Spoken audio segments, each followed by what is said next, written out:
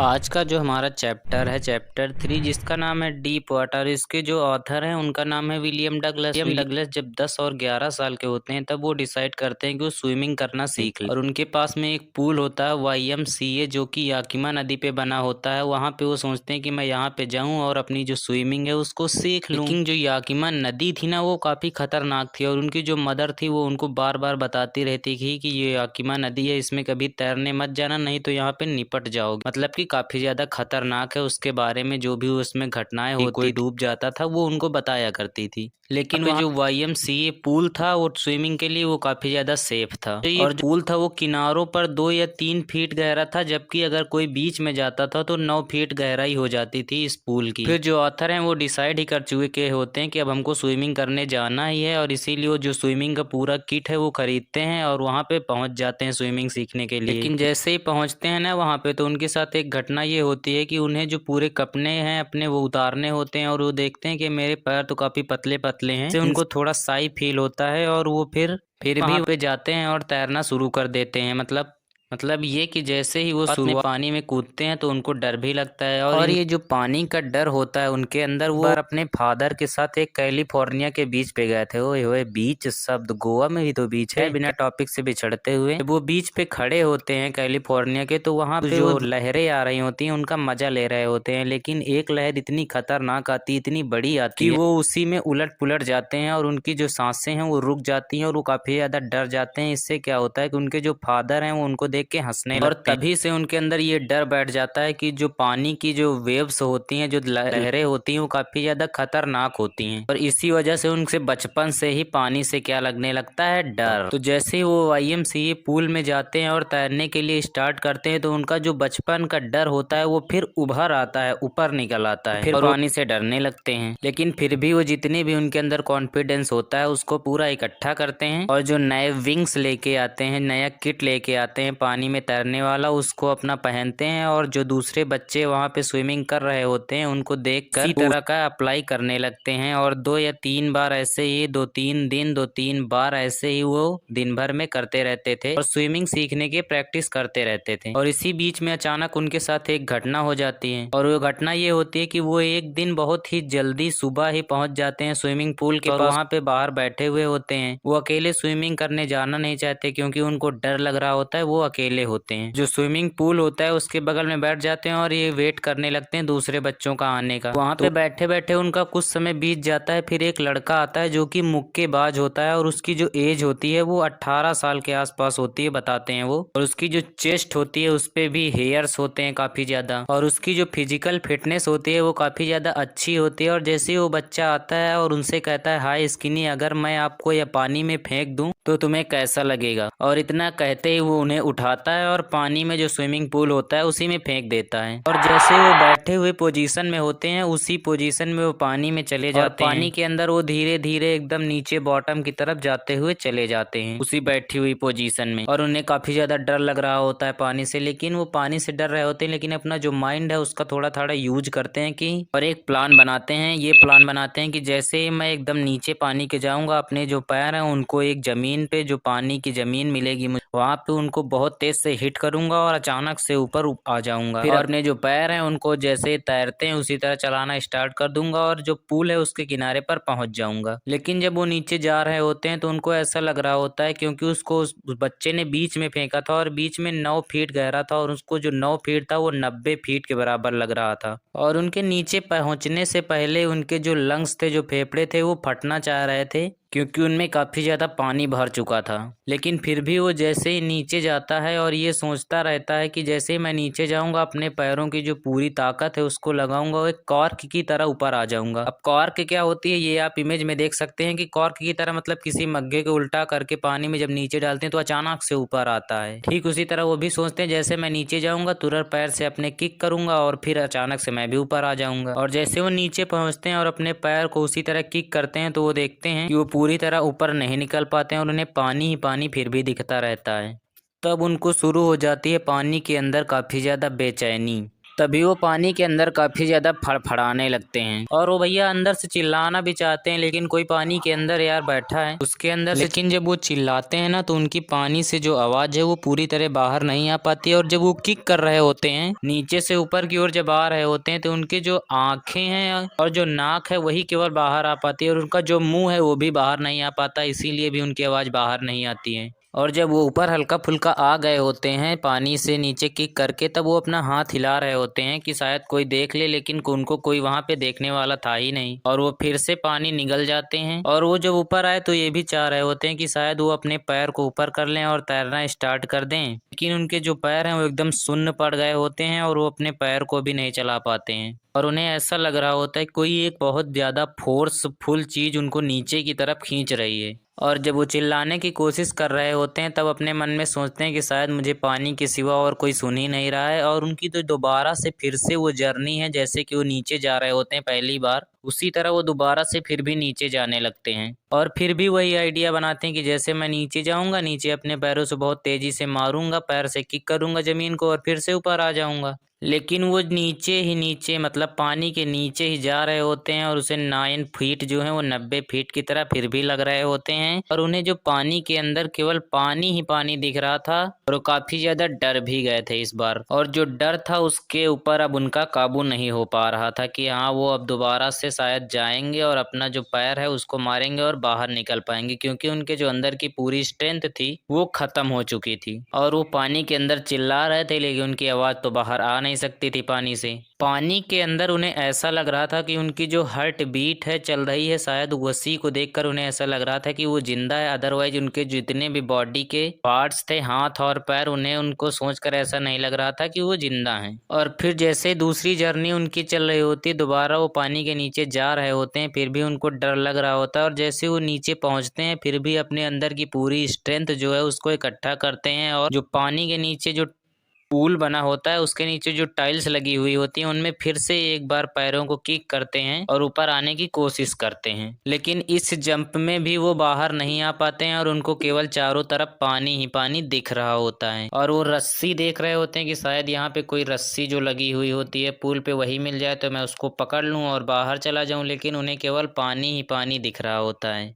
और उनके अंदर का जो डर है वो और भी गहरा होता जा रहा होता है। वो अपने हाथ पैर हिलाने की कोशिश कर रहे होते हैं लेकिन उनके हाथ पैर जो हैं वो मूव नहीं कर रहे थे और वो अपनी मदर को हेल्प के लिए बुलाना चाह रहे थे, लेकिन वो भी नहीं, उनसे नहीं हो पा रहा था क्योंकि उनकी आवाज ही बाहर नहीं आ पा रही है। और दोबारा भी उनकी जो है आईज ही केवल बाहर आ पाती हैं और जो नोज है वो हल्की सी बाहर आती है। पहली बार क्या होता है कि जो नोज है और आईज है वो दोनों बाहर आ जाती है, उनका मुंह केवल बाहर नहीं आ पाता है। लेकिन जो दूसरी बार उनकी आईज ही बाहर आ पाती हैं, लेकिन उनकी जो नोज है वो भी एकदम हल्की सी बाहर आती है पानी से। और वो फिर दूसरी टाइम भी वो नीचे जाने लगते हैं और जब वो बाहर निकले होते हैं दूसरी टाइम तो उनको हल्की फुल्की लाइट दिखती है और वो जब पानी के नीचे फिर से तिबारा जाने लगते हैं तो उनकी जो लाइट है वो भी गायब होने लगती है, क्योंकि वो पानी के अंदर जा रहे होते, अभी पानी के बाहर निकले थे तो उन्हें लाइट दिख रही थी। और उनके जो एफर्ट्स थे सारे लगा रहे थे वो एकदम बेकार हो रहे थे। उनके जो हाथ पैर थे वो एकदम सुन्न पड़ गए थे और उनकी जो आंखें थी, उनका जो ब्रेन था उसके सामने एक काला अंधेरा छा गया था। और अब जो विलियम डगलस थे उन्होंने ये सोच लिया था कि शायद उनकी लाइफ अब एंड हो गई है, उनके सारे एफर्ट्स जो हैं वो बेकार हो गए हैं, क्योंकि वो जितनी भी कोशिश कर रहे हैं पानी से बाहर निकलने की नहीं निकल पा रहे होते हैं। फिर कहते हैं कि मुझे एक चीज ये याद है कि मुझे जो पूल था उसके बगल में मुझे लिटाया गया था, मतलब उसने किसी ने उनको निकाला था पूल से और उनके पेट के भर लिटाया गया था और उनकी जो पेट है उसको दाबा जा रहा था। तभी वहां पे उनको एक आवाज सुनने को मिलती है और वो जो बच्चे को जिसने फेंका था उसको ये कह रहे थे कि तुम्हारे मजाक के चक्कर में अभी इस बच्चे की जान चली जाती। मतलब कि ये उन्हें किसी ने पूल से बाहर तो निकाल लिया था और वो जो बच्चा जिसने उनको फेंका था पूल के अंदर उससे डांट रहा था कोई और ये कह रहा था कि अभी तुम्हारे मजाक के चक्कर में इस बच्चे की जान चली जाती। और फिर वहां पे कहते हैं कि चलो अब ठीक है, इस बच्चे को जो है वो लॉकर रूम के पास लेके चलते हैं। और कहते हैं कुछ घंटों के बाद मैं घर चला गया वहां से और वो काफी ज्यादा कमजोर पड़ गए थे और पानी में काफी समय तक रहने के कारण वो कांप भी रहे थे।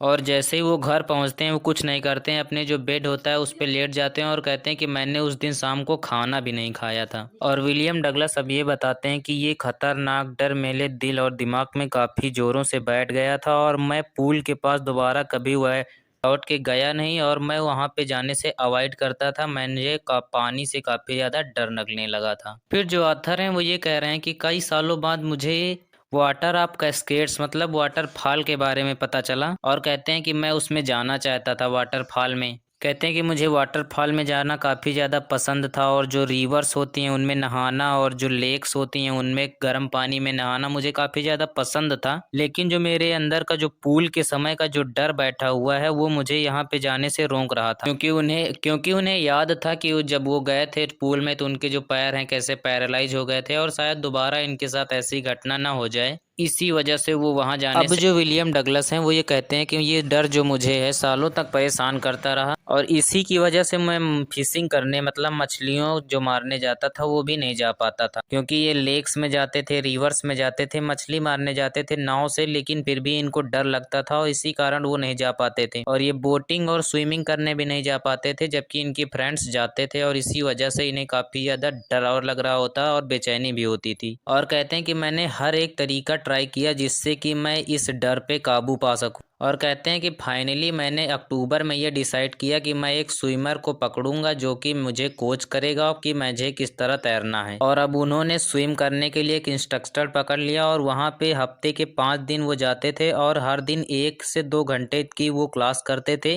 उन्हें इंस्ट्रक्टर किस तरह बताता था कि तुम्हें किस तरह तैरना है, फिर उसका जो प्रैक्टिकल है वो पूल में करवाता था और जो इंस्ट्रक्टर था वो उनके पेट में एक रस्सी बांध देता था, बेल्ट टाइप की रस्सी बांध देता था और जब वो उनको पूल में छोड़ देता था तैरने के लिए और इंस्ट्रक्टर जो है वो बाहर बैठा रहता था और रस्सी को पकड़े रहता था। अगर वो कहीं डूबने लगे तो रस्सी की मदद से उनको हेल्प कर देता था और जो पूल था वो उसी में स्विम करते थे, आगे जाते थे, पीछे जाते थे, दाएं जाते थे, बाएं जाते थे, घंटों इसी तरीके के प्रैक्टिस करते थे।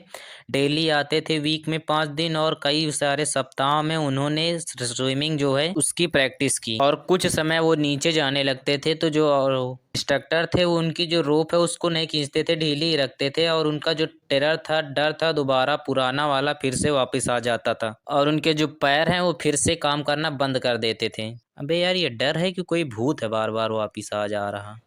और अब जो उनके इंस्ट्रक्टर थे उन्होंने ये सिखाया उनको कि कैसे पानी में सांस लेते हैं और सांस बाहर छोड़ते हैं और ये एक्सरसाइज उनको कम से कम 100 टाइम सिखाई गई, तब वो उसमें परफेक्ट हो गए थे और कहते हैं कि धीरे धीरे मेरा जो पुराना डर था वो शायद अब गायब होने लगा था।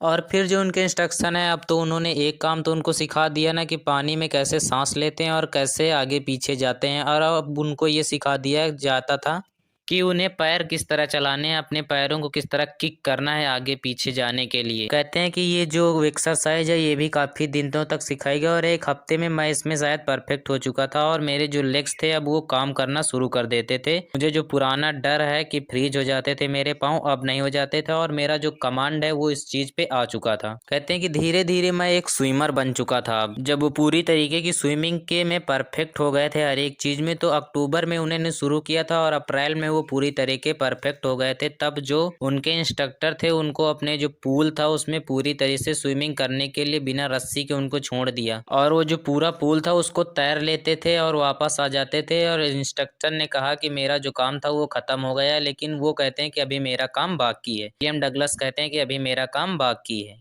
कहते हैं कि अगर मैं यहाँ पे अकेला रहूँगा, विलियम डगलस कहते हैं कि तो शायद मेरा जो पुराना डर है वो फिर से वापस आ जाए, लेकिन वो ट्राई करते हैं, काफ़ी देर तक वहाँ पे स्विम करते हैं पूल में। जो पूल की लेंथ होती है उसको काफ़ी बार जाते हैं फिर लौटते हैं, जाते हैं फिर लौटते हैं और ये जो पुराना टेरर है, पुराना जो डर है उसको पूरे तरीके से भगाने की कोशिश करते हैं। और जो लेंथ ऑफ पूल है मतलब जो पूल की लेंथ है उसमें उन्हें अब डर नहीं लगता था, वो पूरी तरीके से एकदम अच्छे से तैर के वापस चले आते थे। अप्रैल से अब आता है जुलाई, लेकिन जो यार वो विलियम डगलस है ना वो अभी सेटिस्फाई नहीं होते हैं और वो सोचते हैं कि मैं चलो कहीं पे चलता हूँ और वहाँ पे स्विमिंग करके देखता हूँ। तो वो जाते हैं, एक लेक होती है न्यू हेमिस्फीयर में जिसका नाम होता है लेक वेंटवर्थ और वहाँ पे छलांग लगा देते हैं और 2 मील तैर के वो पहुँच जाते हैं स्टैम्प एक्ट आइलैंड पर। इस बीच में उन्होंने काफ़ी ज़्यादा जो प्रैक्टिस की थी, ब्रेस्ट स्ट्रोक लगाते हैं, साइड स्ट्रोक लगाते हैं, बैक स्ट्रोक, सब तरीके की प्रैक्टिस करके 2 मील तक तैर के चले जाते हैं। और कहते हैं इस रास्ते में मुझे एक बार ऐसा लगा कि मेरा जो पुराना डर है वो फिर से वापस आया है। कहते हैं कि जब मैं मिडिल में था, जब मैं लेक के बीच में था तो मेरा जो सर था वो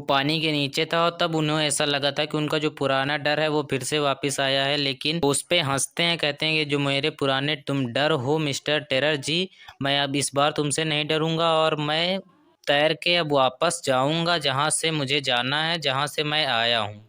और वो तैरते हुए चले जाते हैं। उनको जो पुराना डर है वो पूरी तरीके से गायब हो जाता है और फिर वो अपना जो डर है उस पर काबू पाने के लिए काफ़ी ज़्यादा जगहों पे ट्राई करते हैं तैरने के लिए। और एक टाइटन नाम की जगह होती है, टाइटन से वो कोनार्ड मीडोज तक जाते हैं। और एक जगह होती है कोनार्ड क्रीक टेल से वो मेडल ग्लेशियर तक जाते हैं, जो कि काफ़ी ऊंचे वाली जगह होती है। और यहाँ पे साइड बाय साइड वार्म लेक्स जो होती थी, जितने भी उनके हॉबीज थी अब वो सारी पूरी कर लेते हैं। वो फिशिंग पे भी जाते और कहते हैं कि जो नेक्स्ट मॉर्निंग, दूसरी मॉर्निंग मेरे लिए आती है ये सब करने के बाद, तब एक लंबी छलांग लगा देता हूँ लेक में और वहां पे अच्छे से नहाता हूँ। वहां पे जितने भी अपने पुराना डर है उसको पूरे तरीके से काबू पा लेता हूँ। तभी ये एक स्विमर का नाम बताते हैं, डग कार्पन, जो कि एक स्विमर थे, उस समय काफी बड़े रहे होंगे तभी उनका नाम बताया इन्होंने।